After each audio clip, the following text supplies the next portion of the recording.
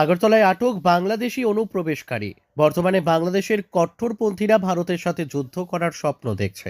18 কোটি বাংলাদেশের লোকদের দুমুঠো যেখানে খাবার জোগাতে পারছে না বাংলাদেশের মোহাম্মদ ইউনূসের সরকার, সেখানে পাকিস্তানের বলে বলিয়ান হয়ে প্রতিদিন বিভিন্ন ধরনের ফাঁকা আওয়াজ দিচ্ছে বাংলাদেশের কট্টরপন্থীরা। পেটের তাগিদে ভারতে প্রবেশ করতে গিয়ে প্রায় প্রতিদিন বিএসএফ জওয়ানদের হাতে ধরা পড়ছে বাংলাদেশি অনুপ্রবেশকারী।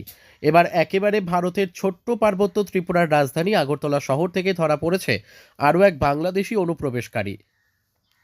আগরতলা শহরের জনতার হাতে ধরা পড়ে যায় বাংলাদেশের রাজশাহী জেলার হারুন মিয়া নামের এক বাংলাদেশি অনুপ্রবেশকারী।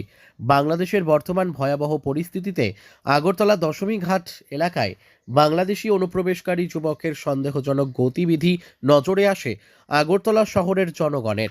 এরপর জনগণ বাংলাদেশ অনুপ্রবেশকারী যুবকের কাছে এগিয়ে গিয়ে তাকে আটক করে জিজ্ঞাসাবাদ করে। তখন বাংলাদেশি অনুপ্রবেশকারী আগরতলা শহরের জনগণকে জানায় তার বাড়ি পশ্চিমবঙ্গে, কিন্তু পশ্চিমবঙ্গের কোন জায়গায়, আগরতলায় সে কেন এসেছে। জনগণ বাংলাদেশি অনুপ্রবেশকারী যুবককে এই সকল প্রশ্ন করার পরেই অসংলগ্ন কথাবার্তা শুরু করে সে। এরপরই আগরতলা শহরের জনতা বাংলাদেশি অনুপ্রবেশকারী যুবককে চাপ দিলে সেই জনগণকে জানায় তার বাড়ি বাংলাদেশে।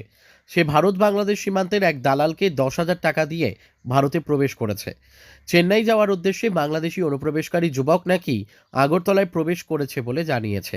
এরপরই জনগণ আগরতলা বটতলা ফাঁড়ি থানার পুলিশকে খবর দিলে পুলিশ ধৃত বাংলাদেশি অনুপ্রবেশকারী যুবককে গ্রেপ্তার করে থানায় নিয়ে এসে তার বিরুদ্ধে পাসপোর্ট আইন মামলা নিয়ে তদন্ত শুরু করেছে। অ্যাকচুয়ালি আমরা আজকে বটতলাতে আয়া দেখতেছি যে বটতলাতে একটা বাংলাদেশি ঘোরাফেরা করতেছে। বাংলাদেশি এই চারিদিকে ঘোরাফেরা করতেছে, চারিদিকে ইয়ে করতেছে, মানে হে তো চিন্তাছে না নতুন একটা জায়গাতে আইছে। তো আইসেরা হে প্রথম করতেছে হে কলকাতার, তো হের কথার ভাবে আমরা বুঝছি যে হে কলকাতার না। যখন হেরে আমরা ভালো করে জিজ্ঞেস করলাম তখন হে কইছে হে বাংলাদেশি, হে তারা কাটার নিচে দিয়ে আইছে। তো আইসে আমি কিছু কী কারণে আইছো তুমি, হে কিছু করতে পারতেছে না। হে একটু মানে হঠাৎ করে সেটা অন্য জায়গাতে নতুন জায়গাতে আই আছে, হতভম্ব হয়ে আছে এমন একটা ভাব, মানে হে নিশ্চয়ই কোনো একটা কুচক্র বা অন্য কিছু নিয়ে আইছে, কারণ হের চেহারা বা হের ভঙ্গিমা একটু অন্যরকম। হের ভঙ্গিমা কোনো প্রকারই ভালো না। তো সেই কারণে আমরা বটতলা থানাতেও ফোন করছি, বটতলা থানার পুলিশ আইতেছে, তো আমরা পুলিশের হাতে ধরাই দেবো। কি মনে হয় মানে সীমান্তে তো বিএসএফ এর পাহারা থাকে সেইভাবে?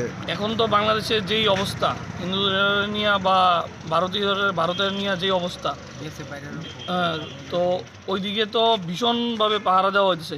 সেই পাহাড়ের মধ্যে দিয়া হে কিভাবে আইছে এটা তো সেই কইতে পারে। ওনাদের জিজ্ঞাসা করছেন যে কিভাবে আইছে? হ্যাঁ, ওনারা জিজ্ঞাসা করছি, ওনারা কইছে যে তার কাটার নিচে দিয়ে আইছে, পার করে দিছে 10,500 টাকা নিচে, তার কাটার নিচে দিয়ে আইছে। উনি কি একই না সঙ্গে কেউ আছে? উনি তো কইছে উনি একা, উনি তো আর কারোর নাম কইতেছে না। কিন্তু মনে তো হয় না একা আইছে, কারণ বাংলাদেশের তো সিচুয়েশন খুবই খারাপ। ভারত তারে বাংলাদেশ থেকে ভারতে পাঠাইছে, নিশ্চয়ই অন্য কোনো উদ্দেশ্যে পাঠানো হয়েছে, ভালো কোনো উদ্দেশ্যে পাঠানো হয় না। নিশ্চয়ই জানে যে ত্রিপুরাতে যে হোটেলে টোটেলে থাকতে দিত না, আমরা সবাই ত্রিপুরা থেকে এটা সার্কুলার জারি করছে, এরপরও এ আইছে নিশ্চয়ই এর কোনো বদ উদ্দেশ্য ছাড়া ভালো উদ্দেশ্যে। এইভাবে সীমান্তে বিএসএফ এর পাহারা থাকার সত্ত্বেও মানে বাংলাদেশিরা ইন্ডিয়াতে প্রবেশ করতেছে, কি মনে হয় মানে সীমান্তে কি মানে বিএসএফ এর কোনো গাফিলতি আছে? দেখুন, গাফিলতি আর অগাফিলতির কথা আমরা কইতাম না। বিএসএফরা যথেষ্ট তারার ডিউটি পালন করতেছে, কিন্তু তা সত্ত্বেও দেখেন সব জায়গাতেই ফাঁক থাকে। তো হয়তোবা ওই জায়গাটি তারা ইউজ করতেছে, ওই জায়গাটি তারা ট্রাই করতেছে, ওই জায়গাটি দিয়ে আইতেছে। আমরা বিএসএফ বাইরের জওয়ানের কমও একটাই কথা যে তারা যতটুকু ডিউটি করতেছে আটটু ভালোভাবে আটটু বেশি করে করুক। আমরা ভারত সরকারের কাছে আবেদন করব যাতে কোনো বাংলাদেশি কোনোভাবে তাদের নিচে দেওয়া হোক বা সর্বত কোনোভাবে যাতে বাংলাদেশ থেকে ইন্ডিয়াতে না আইতে পারে, এটাই আমরা একটা আবেদন। কোথায় থেকে এসছো? বাংলাদেশ থেকে বাংলাদেশ। তো এই কোন সময় আইছো তুমি? সন্ধ্যার সময়। কাটাতার দিয়ে মানে কিভাবে আইছো? কাটা তার দিয়ে আমাকে পার করে দিয়েছে, কে পার করে দিছে? ওই বাংলাদেশের লোক। আচ্ছা, কত টাকা নিছে তোমার থেকে? 10,500 টাকা। মানে ইন্ডিয়াতে ফসাই দেওয়ানের লিগা? জি। তো সেই জায়গার মধ্যে তো বিএসএফ থাকে, তো থাকার সত্ত্বে কিভাবে আইছো? পার করে দিয়েছে তো আমি। কাটাতারে নিচ দিয়ে আইছো নাকি? হ্যাঁ, কাটা তারে। বিএসএফ থাকার সত্ত্বেও তুমি আইতে পারছো, কোনো অসুবিধা হয়েছে না? না, অসুবিধা হয়নি তো, কেউ দেখেনি। তো এই আগরতলার মানে কি কারণে আইছো? আগরতলাতে আমি চেন্নাই যাবো, ওই জন্য চেন্নাই রাজমিস্ত্রির কাজ করতে যাই। কাজ করার জন্য। তো এই পাসপোর্ট আছে তোমার? জি না, পাসপোর্ট ছাড়া আইছো। বাংলাদেশ কোন জায়গাতে বাড়ি? রাজশাহী গোদাগাড়ি বাড়ি।